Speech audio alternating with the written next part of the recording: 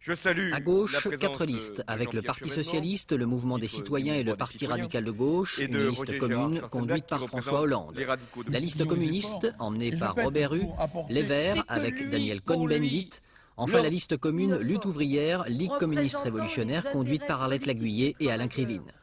À droite, C'est de 5 donner un listes, celles de formidable Nicolas coup de Sarkozy jeune et d'Alain Madelin à pour le RPR et l'opposition dans démocratie son libérale. ensemble. L'UDF de François Bayrou, le Rassemblement pour la France de Charles Pasqua et Philippe Devilliers, le Front National de Jean-Marie Le Pen, enfin le Mouvement National de Bruno Maigret.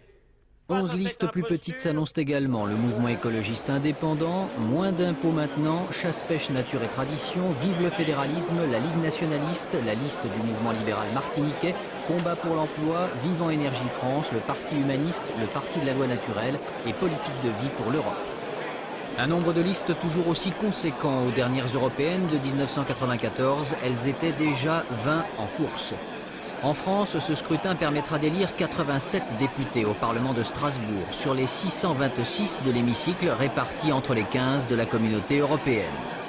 Un seul tour pour voter le dimanche 13 juin. Les bureaux de vote resteront ouverts plus tard que pour des élections nationales, jusqu'à 22 h. Pour la circonstance, la France s'aligne ainsi sur l'Italie, car de toutes les façons, aucun dépouillement ne peut commencer avant la fermeture du dernier bureau de vote dans toute l'Europe. Malgré cela, les élections européennes souffrent depuis 20 ans d'une très forte abstention. En moyenne, près de la moitié des électeurs ne font pas le déplacement, plus de 47% lors du dernier scrutin.